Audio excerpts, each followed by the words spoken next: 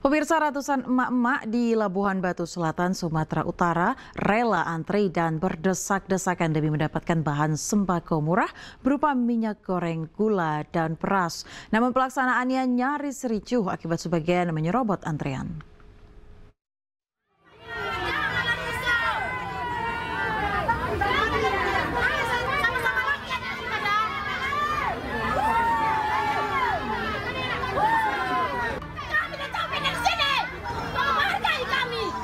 Sejumlah emak-emak yang tengah mengantre untuk mendapatkan sembako ini protes dan marah kepada panitia pembagian sembako murah. Emak-emak ini protes karena pihak panitia melayani pembeli yang tidak ikut dalam antrean. Bahkan kericuan nyaris terjadi saat ratusan emak-emak ini antri dan berdesakan di halaman kantor camat Kota Pinang Senin siang. Beruntung hal itu dapat diredam setelah panitia mengurai satu persatu antrean. Yang dari sini, Bang. Arahkan ke belakang ini yang dorongnya.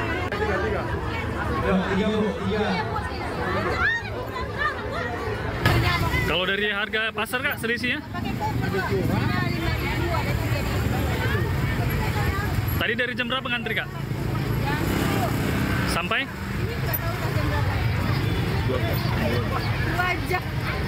Kak, kira.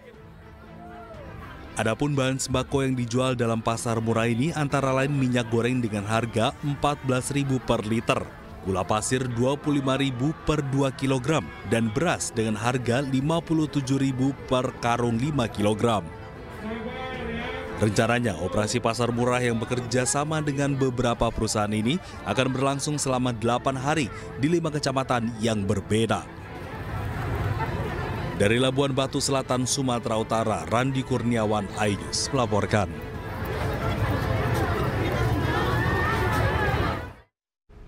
Suara tembakan mewarnai penangkapan bandar narkoba di ruas tol Terbanggi Besar.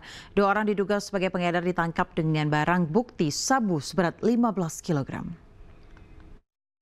Pagi kemudian izin melaporkan gabungan 4 dan 5 kapal terpegat dipimpin Ibtu Pardamian, backup Badan Narkotika Nasional Provinsi Lampung melaksanakan penyekatan dan penjaringan. Belasan petugas BNNP Lampung bersama Satuan Patroli Jalan Raya Ditlantas Polda Lampung menyergap mobil yang dikendarai oleh 2 orang pelaku bandar narkoba. Selamat pagi kemudian izin melaporkan gabungan. Letusan suara tembakan peringatan pun mewarnai aksi penangkapan. Backup Badan Narkotika Nasional Provinsi Lampung. 2 tersangka asal Aceh yang berada di dalam mobil pun langsung diringkus petugas. Di dalam kendaraan pelaku, petugas menemukan 15 bungkus sabu dengan total berat 15 kg. Pengungkapan ini merupakan bagian dari upaya pengamanan menjelang operasi Ketupat Krakatau 2025. Kasus ini kini tengah dalam pengembangan BNNP Lampung guna mengungkap jaringan pelaku yang diduga tersebar di wilayah Sumatera. Dari Bandar Lampung, Provinsi Lampung, Andres Avandi, iNews melaporkan. TNI Polri pastikan penembakan 3 anggota Polri akan diusut tuntas. Informasinya kami hadirkan sesaat lagi, tetaplah di iNews Malam.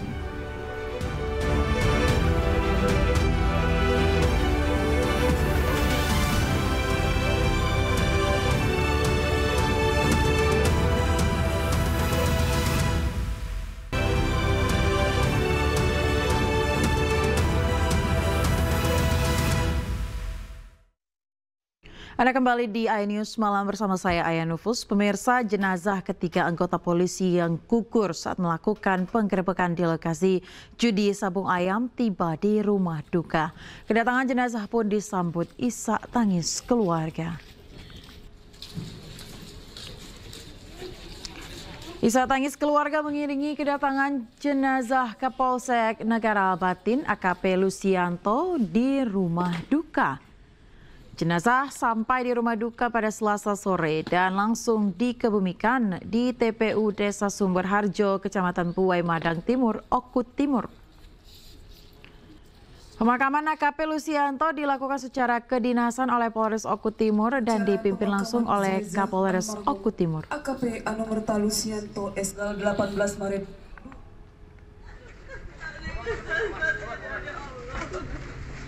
Apa? Sementara itu pemirsa, istri Bribda Galit tak kuasa menahan tangis saat jenazah suaminya tiba di rumah duka di Tanjung Senang, Bandar Lampung. Setelah tiba di rumah duka, jenazah diserah terimakan dari pihak keluarga ke pihak Polisi Republik Indonesia untuk dimakamkan secara kedinasan. Keluarga, sanak saudara hingga kerabat almarhum terlihat memenuhi rumah duka.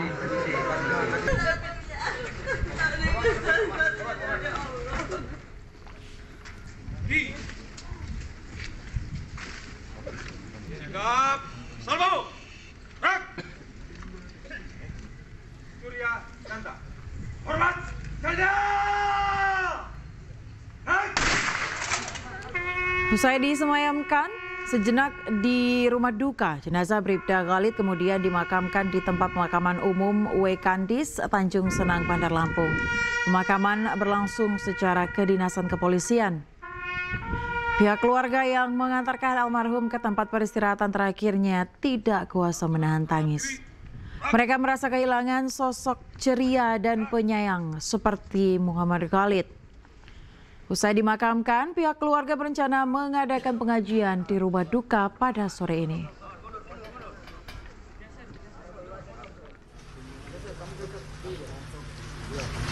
Jenazah Bribka Petrus juga telah selesai dimakamkan pada Selasa malam, pemirsa. Pemakaman dilakukan dengan upacara kedinasan di tempat pemakaman umum, di mana tempat ini tidak jauh dari rumah korban di Kabupaten Oku Timur, Sumatera Selatan. Bribka Petrus ini meninggalkan seorang istri dan anak yang masih berusia 3 bulan. Siap. Laksanakan. 2022.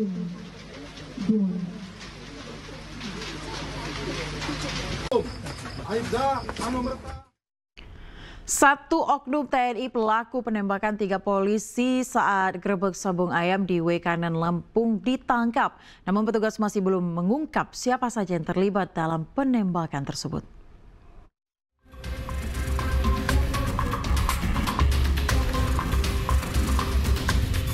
Beberapa saat usai kejadian, seorang oknum TNI yang merupakan pelaku penembak 3 polisi saat melakukan gerebek sabung ayam di Wekanan, Lampung diamankan. Pelaku kini ditahan di Denpom Lampung untuk penyelidikan lebih lanjut. Meski demikian, petugas masih belum mengungkap siapa saja yang terlibat dalam aksi penembakan tersebut. Proses penahanan pelaku berjalan dramatis. Pasalnya, pelaku harus berpisah dengan keluarga, istri, dan anak-anaknya yang masih kecil, bahkan masih bayi. Terlihat pelaku memeluk dan mencium bayinya sebelum akhirnya dibawa petugas. Sebelumnya, beredar video pelaku yang sedang memamerkan senjata api miliknya sambil sesekali menembakkan senjata tersebut ke arah semak-semak. Sementara itu, Polda Lampung membentuk tim gabungan bersama Korem 043 Garuda Hitam dan Denpom Angkatan Darat untuk mengungkap kasus penembakan yang menewaskan Kapolsek Negari Batin dan 2 anggotanya saat melakukan pembubaran judi sabung ayam. Tim investigasi ini akan menelusuri motif dan para pelaku yang terlibat dalam kejadian tersebut. Tim Liputan iNews melaporkan. Pemirsa, kami akan kembali dengan informasi menarik lainnya. Tetaplah di iNews Malam.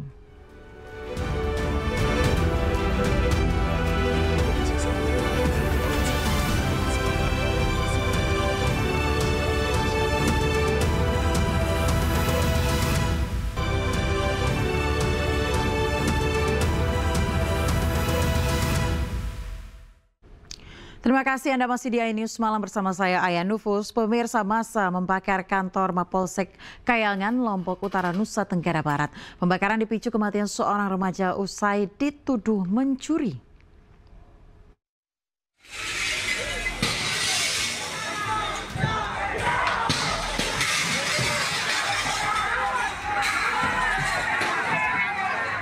Sejumlah warga desa Sesait, Kayangan, Lombok Utara merusak dan membakar kantor polisi sektor Kayangan.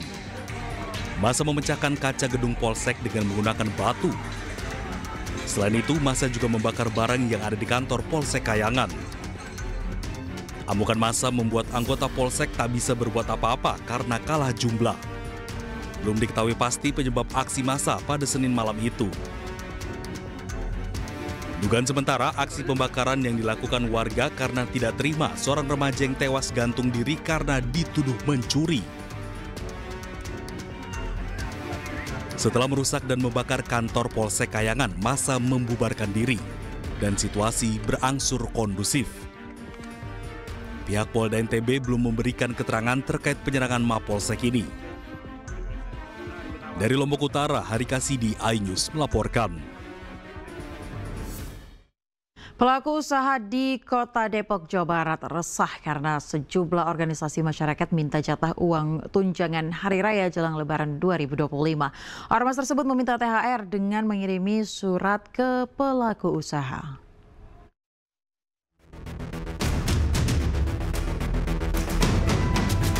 Bagi seluruh aparatur pemerintah di Provinsi Jawa Barat, dari mulai gubernur sampai RT RW, kalau kata RT RW bukan pemerintah ASN, tetapi struktur yang ada dilarang meminta dan memberi tunjangan hari raya pada siapapun dan dalih apapun. Yang kedua, bagi seluruh lembaga usaha, baik BUMD, BUMN, lembaga-lembaga bisnis swasta, dilarang untuk memberikan THR pada siapapun dengan dalih apapun. Salah satu pelaku usaha di kawasan Sawangan menerima 3 surat berupa isi permohonan partisipasi mendukung kegiatan dan meminta dana keamanan jelang Lebaran dari 3 ormas berbeda. Terkait hal itu, Wakil Wali Kota Depok menyatakan perusahaan tidak wajib memberi THR kepada siapapun di luar karyawannya, terlebih jika ada unsur paksaan. Sehingga kami memastikan bahwa pengusaha juga pastikan fokus kepada THR semua karyawannya. Itu dulu, satu. Yang kedua, apabila mau memberikan bantuan atau apa kepada pihaknya, silakan aja, tapi tidak boleh ada unsur paksaan. Sementara itu belum ada masyarakat yang melapor langsung ke polisi terkait permintaan tunjangan hari raya dari ormas. Jika memang ada laporan, polisi akan lakukan penyelidikan serta membentuk tim untuk menindaklanjuti keluhan para pelaku usaha. Jadi untuk kegiatan itu kan sudah ada jelas semua dari Mabes Polri, namun demikian tetap kita menunggu respon dari masyarakat. Di samping kita juga melakukan tim untuk melakukan penyelidikan. Artinya kalau memang unsur terpenuhi dalam hal ini mungkin pemerasan dan sebagainya, kita proses sesuai dengan penyelidikan. Tapi belum ada laporan langsung ke polisi? Sementara terkait ormas minta THR Lebaran, para pelaku usaha diharapkan segera lapor pihak kepolisian. Jika ditemukan dan terbukti adanya unsur pemerasan, maka pelaku akan diproses sesuai hukum yang berlaku. Tim Liputan iNews melaporkan. Viral di media sosial pemirsa, pengurus RW di Jakarta Barat minta THR Rp1 juta ke setiap pengusaha lahan parkir. Usai viral, pengurus RW meminta maaf dan menarik surat edaran permintaan THR. Surat edaran yang diduga dikeluarkan oleh pengurus salah satu RW di Jembatan 5 Jakarta Barat viral di media sosial. Surat berisi permintaan uang tunjangan Hari Raya Lebaran sebesar Rp1 juta ke para pengusaha yang menggunakan lahan parkir. Wakil Gubernur Jakarta Rano Karno menanggapi kasus ini. Menurutnya, memungut THR tidak boleh dilakukan. Ia meminta seluruh pengurus RT dan RW di Jakarta tidak meminta THR atau pungli kepada warga. Cuman begini, kita mesti paham, maaf nih, RT, RW saya juga mengeluarkan edaran. Untuk apa? Misalnya untuk lebaran satpam. Itu sih normal gitu, tapi juga ada ketentuan, jangan gila-gilaan, nggak boleh itu. Kayak petugas sampah, tukang sapu, di komplek-komplek pasti begitu. Pasti dikolek dari jaksa.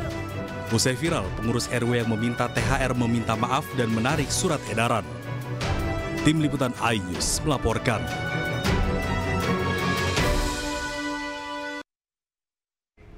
Pemirsa, sejumlah aktivis bertemu dengan pimpinan dan anggota Komisi 1 DPR membahas revisi Undang-Undang TNI. Para aktivis menyampaikan sejumlah catatan kritis agar fungsi TNI tetap dalam jalur pertahanan profesional dan memastikan supremasi sipil.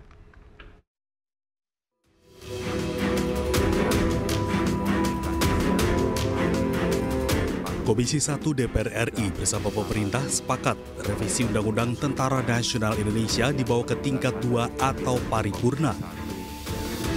Keputusan ini disetujui oleh seluruh fraksi di DPR dalam rapat kerja Komisi 1 DPR Selasa siang. Rapat juga dihadiri Menteri Hukum dan Wakil Menteri Pertahanan. Selanjutnya, rapat paripurna untuk mengesahkan RUU TNI akan digelar Kamis pekan ini. Bahwa pemerintah juga telah menyetujui RUU tentang perubahan atas Undang-Undang Nomor 34 Tahun 2004 tentang TNI untuk dibawa pada pembicaraan tingkat 2 dalam rapat paripurna DPR RI untuk disetujui menjadi undang-undang. Perubahan Undang-Undang TNI mencakup perpanjangan usia dinas keprajuritan, penambahan kementerian atau lembaga yang bisa diduduki prajurit aktif menjadi 15 instansi dan operasi militer TNI di luar perang. Dari Jakarta, Tim Liputan iNews melaporkan. Pemirsa, sejumlah aktivis bertemu dengan pimpinan dan anggota Komisi 1 DPR membahas revisi Undang-Undang TNI. Para aktivis menyampaikan sejumlah catatan kritis agar fungsi TNI tetap dalam jalur pertahanan profesional dan memastikan supremasi sipil. Lain kami menyampaikan catatan tentang yang pertama, tentang pentingnya memastikan fungsi TNI, tugas pokok dan peran TNI tetap ada dalam jalur pertahanan. Tentara tetap dikembangkan sebagai tentara modern dan profesional. Dan yang terpenting juga adalah tentara tetap berada di dalam kontrol supremasi sipil. Karena itu pasal-pasal yang kami bahas tadi harus diarahkan untuk memastikan tegaknya supremasi sipil, tegaknya negara hukum, tegaknya tentara yang profesional, tentara yang modern, dan juga supremasi sipil. Misalnya yang pertama mengenai jabatan-jabatan sipil bagi anggota TNI aktif. Kami mempersoalkan apabila ada anggota TNI aktif yang duduk di jabatan sipil di luar urusan pertahanan. Misalnya dalam penanganan masalah narkotika atau dalam konteks penanganan cyber tapi tanpa ada keterangan pertahanan. Kita ke informasi lainnya, pemirsa. Peluang dan tantangan ekonomi tahun 2025 dibahas tuntas dalam acara Wealth Talks CIMB Niaga di gedung iNews Tower Kebon Siri, Jakarta Pusat. Talk show ini dihadiri sejumlah pakar ekonomi yang siap memberikan masukan bagi para pengusaha di tengah tantangan ekonomi yang semakin dinamis.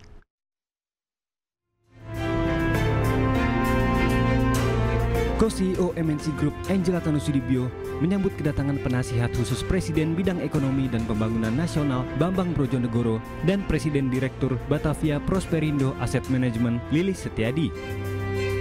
Pertemuan dilakukan menjelang acara Wealth Talks CIMB Niaga yang bertajuk New Leaders Era 2025 Unboxing Global and Local Market Trends di MNC Convention Hall iNews Tower, Jakarta Pusat.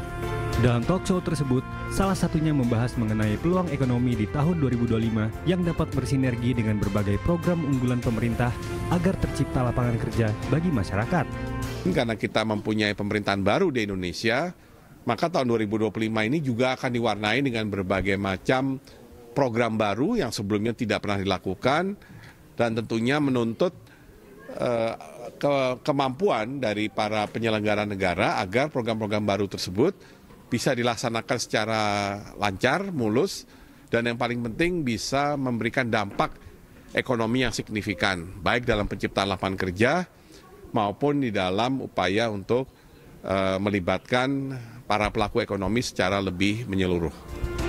CIMB Niaga Wealth Talks 2025 menghadirkan berbagai pemikiran dari pakar ekonomi nasional guna memberikan wawasan bagi para pelaku usaha dalam menghadapi tantangan di tahun 2025. Dari Jakarta, Wenda Nura, Iriansyah Wahyudi, iNews melaporkan.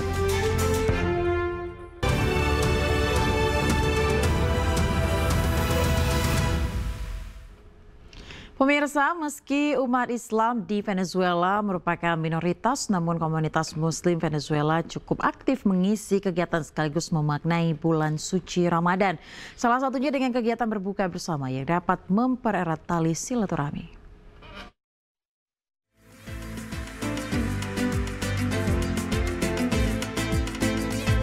Meski berada ribuan kilometer jauhnya dari tanah air, diaspora Indonesia di Venezuela menciptakan sebuah rumah dengan menghadirkan aroma masakan tradisional Indonesia bersama keluarga dan teman-teman yang berkumpul menyiapkan hidangan berbuka puasa. Sekitar 40 orang diaspora Indonesia yang tinggal di Venezuela, termasuk diplomat dan kepala perwakilan KBRI Caracas, Venezuela, mempererat tali silaturahmi di bulan Ramadan dengan menyelenggarakan berbuka puasa bersama. Diaspora yang sudah tinggal di Venezuela pun beragam. Ada yang belum genap setengah tahun, bahkan ada yang sudah lebih dari 30 tahun. Beberapa anggota komunitas Indonesia berkumpul dan bercerita tentang makna Ramadan yang dijalani di Venezuela.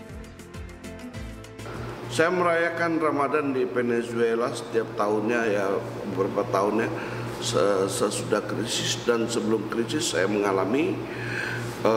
Sebelum krisis ya kita kemungkinan bisa kumpul semuanya masyarakat dan lokal staff dan home staff di KBRI Caracas. Dan sesudah krisis kita mengadakan potluck. Potluck itu yaitu semua yang akan datang membawa makanan masing-masing. Bukan hanya ajang untuk kita menahan hawa nafsu, lapar dan haus, tapi juga ajang untuk kita menjalin tali silaturahmi. Meskipun kita di sini di Caracas, Venezuela, jauh dari rumah kita di Indonesia, tapi diharapkan kehadiran KBRI Caracas bisa menjadi rumah baru bagi diaspora Indonesia. Tempat mereka bercerita, berbagi canda, dan tawa. Diharapkan juga di bulan Ramadan ini kita bisa saling menjaga tali silaturahmi dan mempererat tali. Selain kebersamaan yang dirasakan sesama masyarakat Indonesia selama bulan Ramadan, mesin diplomasi KBRI Caracas tetap berjalan. Hal ini terbukti dari masih banyaknya pertemuan-pertemuan maupun pendekatan yang dilakukan KBRI Caracas. Salah satu yang dilakukan adalah kunjungan ke Universitas Simon Bolivar yang bertujuan untuk mempromosikan serta memperkenalkan Indonesia kepada mahasiswa. Tim Liputan iNews melaporkan. Kita beralih ke dunia olahraga, pemirsa. Kiper andalan Timnas Indonesia Martin Paes telah tiba di Sydney. Kedatangannya di Sydney pun disambut supporter Timnas yang berada di Australia.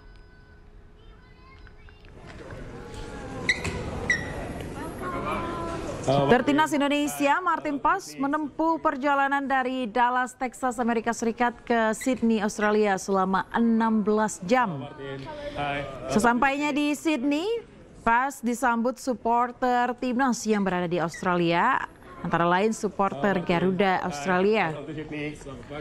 Martin Paes sendiri menjadi salah satu sosok kunci kala Timnas menahan imbang Australia 0-0 di Gelora Bung Karno pada September 2024 silam. Kehadirannya di Australia menyusul sejumlah pemain Timnas lain yang juga telah tiba beberapa jam sebelumnya seperti Calvin Verdong dan Shane Patinama.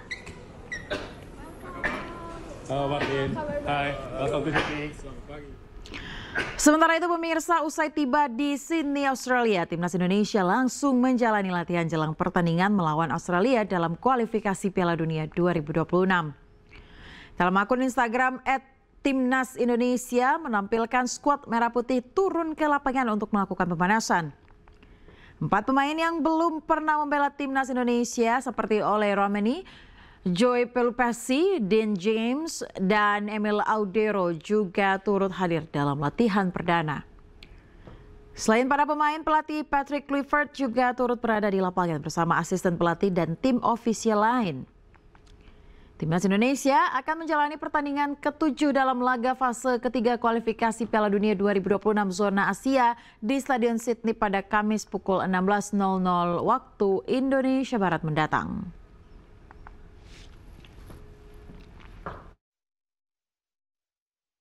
Ya pemirsa, jika Timnas Indonesia meraih kemenangan atas tuan rumah Australia, tidak hanya membuka peluang lolos Piala Dunia, namun juga bisa membuat peringkat FIFA Timnas meroket. Melawan Australia, peringkat FIFA Indonesia berpotensi meroket naik 11 peringkat. Andai menang dari tuan rumah Australia.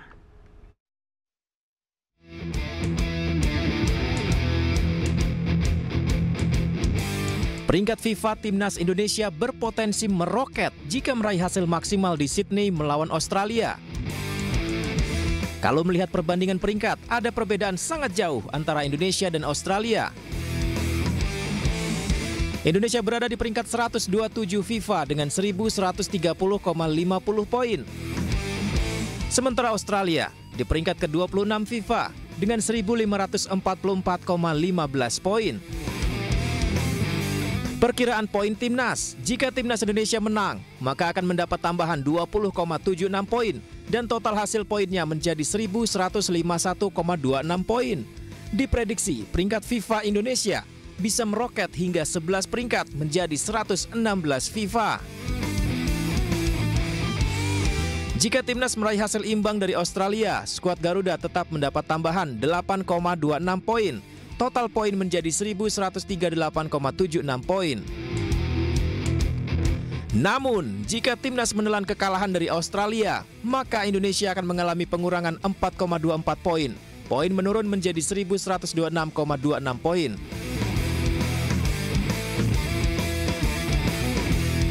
Akan tetapi tak ada yang tak mungkin dalam sepak bola. Timnas Indonesia tetap berpotensi memberikan kejutan di kota Sydney.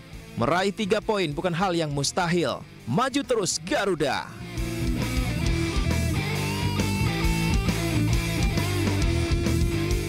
Jelang pertandingan kualifikasi Piala Dunia antara Timnas Indonesia melawan Australia dan Bahrain, sejumlah supporter ramai berburu jersey vintage atau jersey klasik Timnas Indonesia. Tidak hanya jersey Timnas, pemirsa, ribuan jersey legendaris juga dipamerkan dalam sebuah pameran jersey vintage yang digelar di salah satu mall di Jakarta.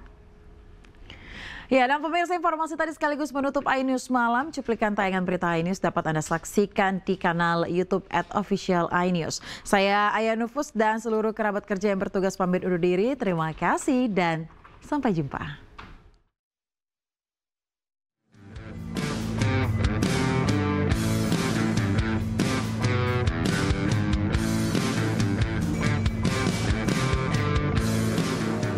Para pecinta sepak bola tanah air pasti tidak asing lagi dengan jersey Timnas Indonesia yang legendaris ini. Kali ini, jersey vintage atau jersey klasik dari Tim Nasional Indonesia menjadi buruan para supporter dan juga kolektor. Banyak yang memburu jersey Timnas, terutama menjelang bergulirnya kualifikasi Piala Dunia 2026 zona Asia saat Indonesia melawan Australia dan Bahrain dalam waktu dekat.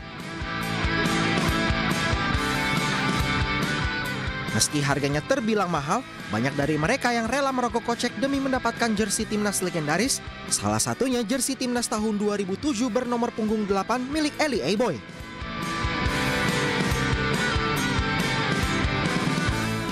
Iya, karena kan ntar lagi mau kualifikasi World Cup juga ya, lawan Australia sama lawan Bahrain. Jadi rencananya di sini mau nobar juga nih pakai ini, gitu. Iya, buat nonton juga di GBK. Ya. Kalau boleh tahu harganya berapa? Ini kalau nggak salah sekitar 5 jutaan ya. Cukup mahal juga ya. Tapi worth it nggak Mas untuk harga segitu dengan jersey kayak ini? Worth it sih, worth it. Karena ini memang klasik banget ya, vintage. Ini nyariin dari dulu nih ya. Di event ini banyak. Saya kemarin melihat di depan mata saya ada kawan saya juga beli jersey Timnas yang lama-lama, kalau saya lihat ada mungkin 40-an lah ada di sini. Buat nonton ya?